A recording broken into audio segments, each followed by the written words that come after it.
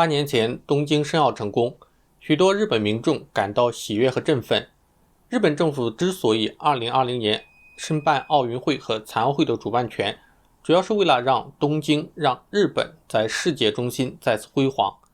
日本政府希望通过奥运会拉动日本的基础设施建设和旅游业的复苏，带领日本走出持续了15年的通缩和经济衰退。2013年9月7日东京拿下主办权后，9月9日的日本民调显示，安倍内阁的支持率回升了2个百分点到 59%。 举办奥运会其实就是个赔本的买卖，从第1届到第32届东京奥运会，只有1届奥运会盈利，剩余的全部都稳赔不赚。既然是赔本的买卖，为什么还有这么多国家抢着要举办？就像这次日本东京奥运会一样，不仅在事前拼了老命申奥，疫情之下也没有能够阻挡日本举办奥运会。历史上，东京这座城市曾经3度和奥运结缘。日本参与奥运会每一次都是押上国运的一场豪赌。1936年，日本获得了1940年奥运会的举办权，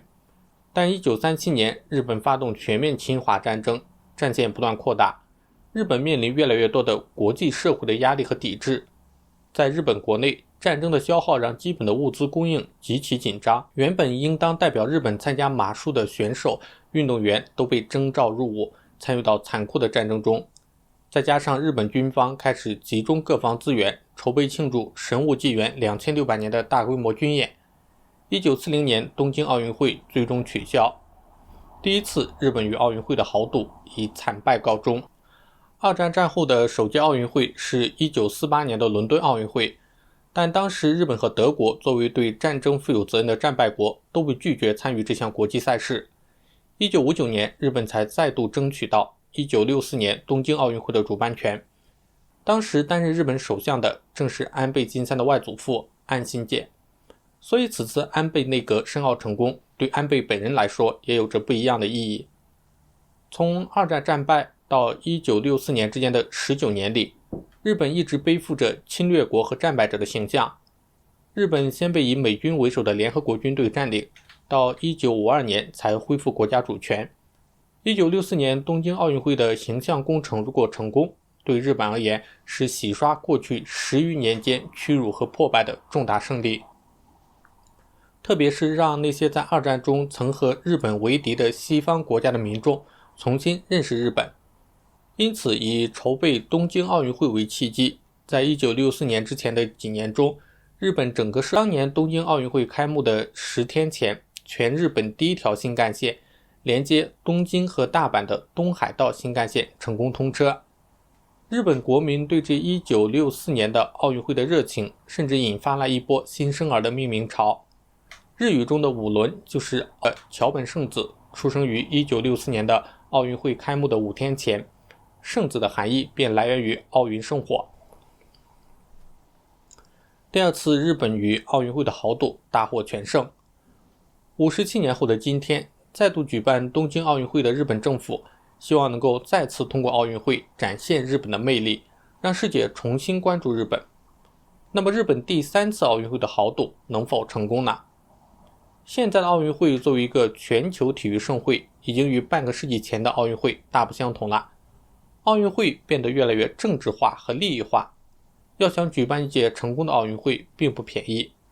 东京奥运会财务的总体预算是人民币806亿元，门票收入原本可以预计达到64亿元人民币，已经签约的日本企业赞助额度有212亿元人民币。另外，预计还会有吸引60万外国人前来日本旅游，拉动日本的旅游业和服务业的复苏。由于疫情限制海外观众无法进入日本，日本国民的社交活动也受到严格的限制。本来对于举办奥运会寄予厚望的日本观光、住宿和广告等一系列相关行业都受到了巨大的波及。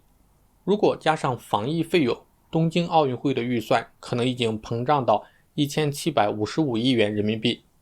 那么日本政府能否实现收支平衡呢？尽管日本想要通过举办奥运会为经济注入强心针的愿望破灭了，但奥运会作为全球性的体育和商业活动的影响力仍然是巨大的。比如虽然无法到现场去观赛，全球观众宅在家收看转播的热情却依然高涨，赛事的转播权就显得格外重要。今年的东京奥运会将以 8K 高解析度转播赛事，大大激励了厂商对于大尺寸高清电视的布局，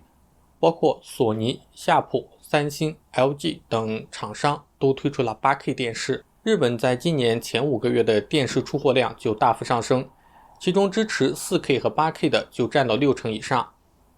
但是这些收入对比庞大的支出，简直是杯水车薪。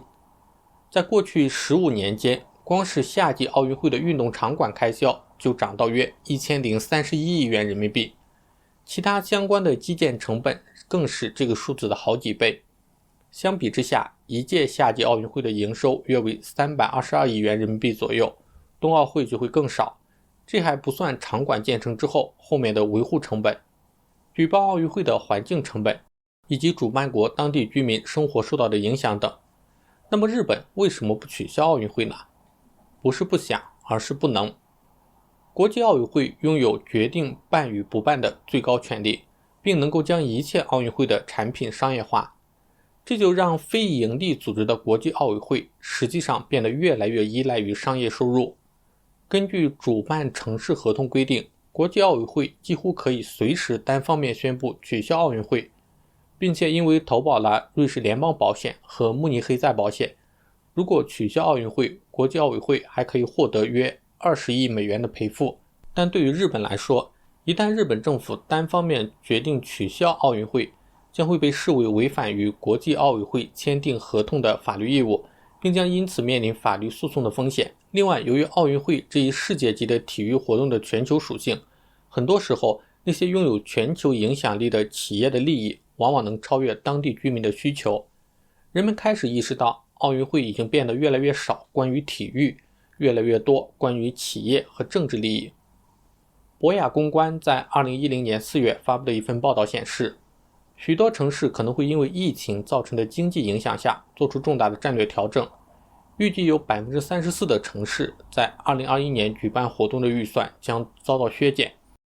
近年来，各国申办奥运会的意愿下降，越来越多的城市在申办的途中退出，因为无论从经济、环境还是社会回报上来看，主办奥运会都不是一项有吸引力的投资。波士顿原本是2024年奥运会的主办方有力的竞争者，但波士顿由于奥运会的预算过高而撤销了申请，最终参与角逐的巴黎和洛杉矶两地宣布，如果此次落选，将永远不再申办奥运会。无奈之下，国际奥委会才决定同时宣布巴黎和洛杉矶为2024年和2028年两届奥运会的主办城市。日本近期公布的民意调查显示，日本有 68% 的受访者对奥运会不感兴趣， 78% 的受访者认为奥运会不应该继续举行。有美国的经济学家写道，由于品味和技术的变化，我们目睹了购物中心、百货商店、固定电话、纸币和马戏团的衰落，因此大型全球性的赛事有可能消失，取而代之的是规模较小的单项赛事，因为观众可以随意挑选自己想看的节目。东京、巴黎两届奥运会将会新设攀岩、滑板、霹雳舞这些运动，奥运会也希望变得越来越年轻，而我们普通观众更想看到的是，奥运会作为一个竞技体育的盛会，能够变得越来越好看，而不是越来越商业化、政治化。以上就是本期视频的内容，觉得还不错的话，欢迎点赞、订阅、分享，这就是对我最大的支持。那我们下期再见。